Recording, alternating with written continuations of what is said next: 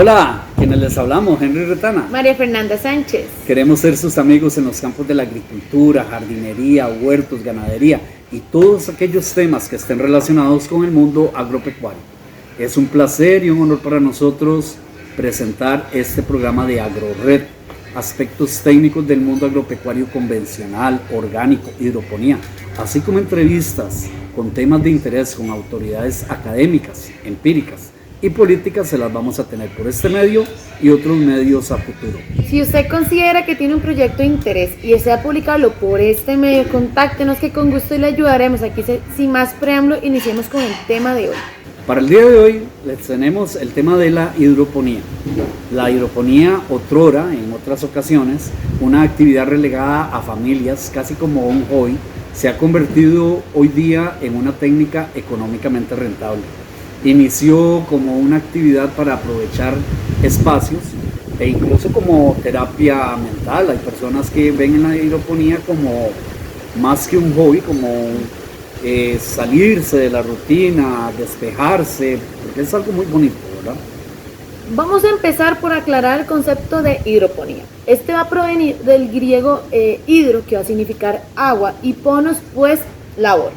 Así es, labor en el agua. Aunque hoy en día, si bien es cierto, el agua es fundamental para esta actividad, también vamos a aclarar que se pueden utilizar algunos sustratos inertes como soporte de la planta. Podríamos pensar que la hidroponía es una técnica nueva.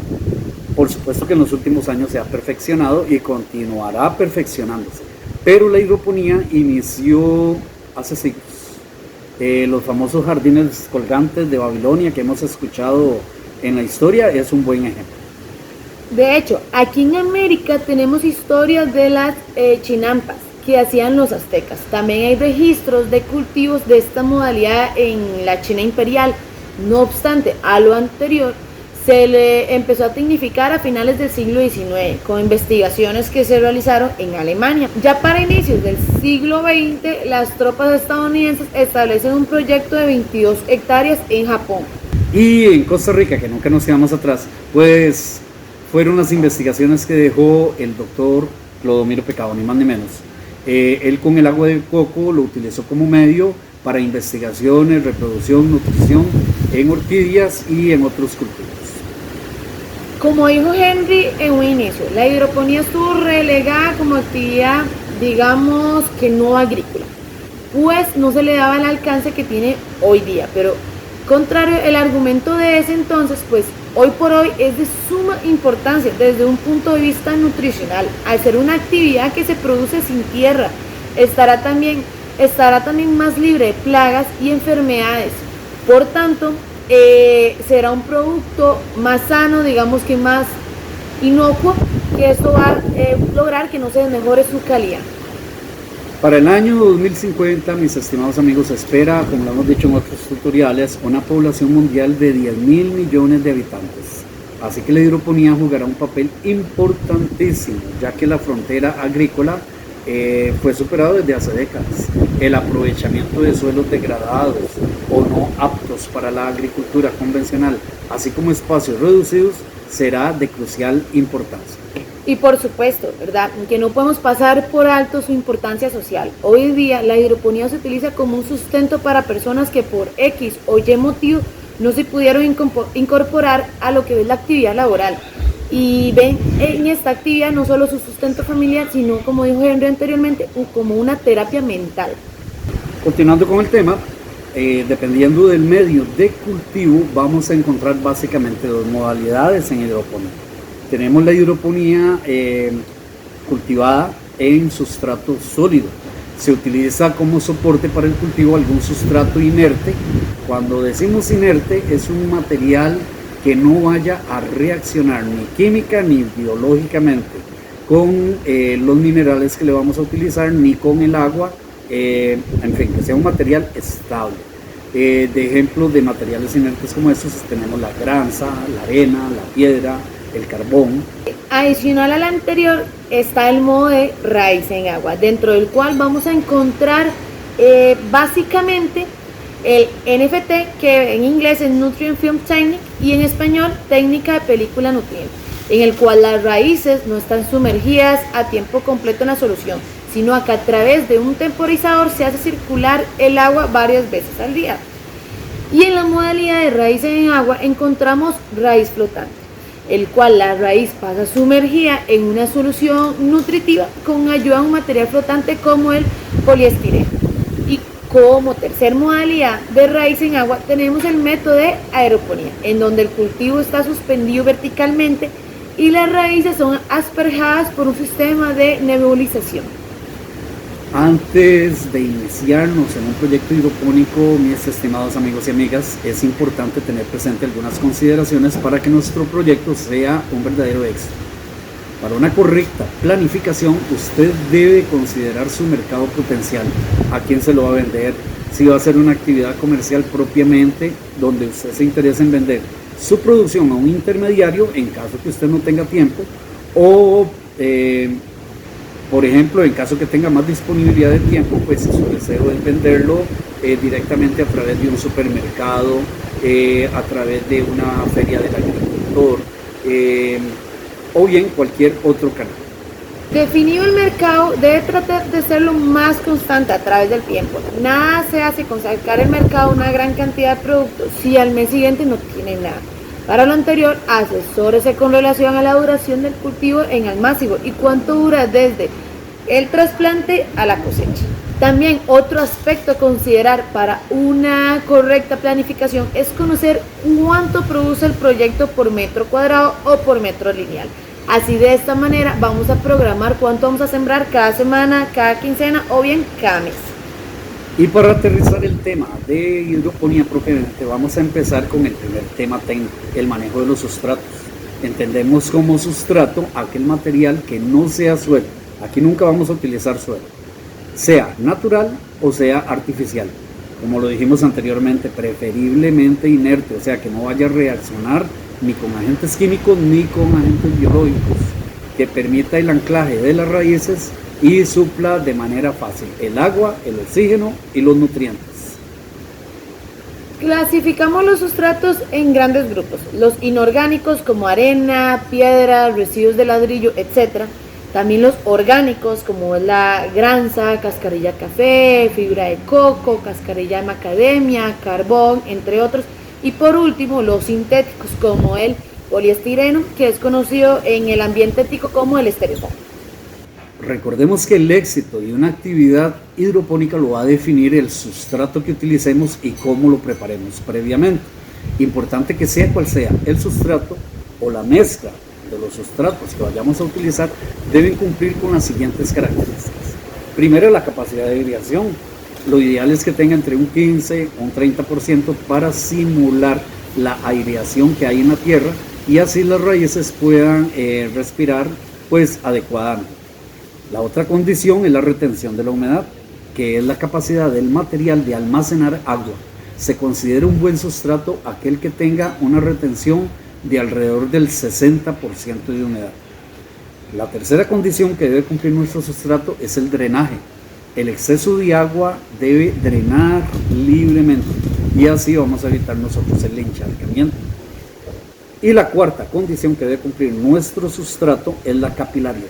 La capilaridad es la capacidad de distribuir el agua de manera uniforme, de forma que no queden sectores sin humedad o bien acumulaciones excesivas de agua en un determinado punto. Para obtener todas estas características que nos mencionó Henry, el sustrato debe tener un buen balance entre poros grandes y poros pequeños. Adicional a lo anterior, el sustrato ideal debe ser físicamente estable y para que pueda evitar su sustitución en corto plazo, químicamente inerte, igual que no reaccione ni con el agua ni con los minerales que se les vayan a aplicar, que se libre de agentes biológicos como lo que son las bacterias, hongos que pueden enfermar no solo a los cultivos sino también a los consumidores, y por último que sea liviano, que haya una disponibilidad y sobre todo sea de bajo costo. Partiendo de los requisitos anteriores y ubicándonos en nuestro ambiente, algunos de los sustratos que recomendamos son los siguientes. Tenemos lo que están viendo ustedes aquí: granza, cascarilla de arroz, cascarilla de café, virutas de madera o, como le decimos los costarricenses, burucha de madera. Estos materiales nos dan un muy buen drenaje, es de muy buen costo, pero puede presentar problemas de retención de humedad. Si está muy fresco también lleva un proceso de fermentación y ese proceso de fermentación puede presentar alcoholes que nos lleguen a afectar las raíces a futuro. Más adelante les vamos a decir cómo tenemos que hacer para acelerar esa fermentación y que cuando pongamos el material ya esté fermentado. Un segundo material, un segundo sustrato que lo encontramos en nuestro ambiente es el serrín o acerrín, como decimos los ticos. Con el serrín tenemos la virtud de que tiene una adecuada retención de humedad, pero nos da problemas de drenaje. Como están viendo ustedes, no encontramos el sustrato ideal. Por eso es conveniente hacer mezclas de 1, 2 o hasta 3 sustratos diferentes. Un tercer material es la arena.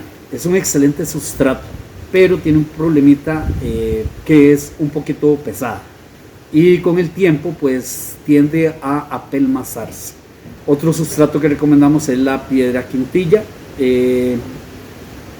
con el agravante de que la piedra quintilla tiene un problema de capilaridad. Si bien es cierto, presenta excelentes características de drenaje, pero el problema de la capilaridad es muy acelerado. Por lo afilado del material, también los filos que tiene esta piedrita puede ocasionar problemas físicos a los cultivos, así como a los operarios. Y no hay que tampoco pasar por alto su peso. Es un material muy pesado. En el caso de los dos primeros, por ser orgánicos, es importante previo a su uso acelerar el proceso de fermentación, por lo cual le recomendamos una fermentación aeróbica durante 2 semanas. El material se moja y se voltea con una pala, o bien un proceso más rápido que es a través de una fermentación anaeróbica, en el cual el material se va a sumergir en agua durante el lapso de 10 días más o menos.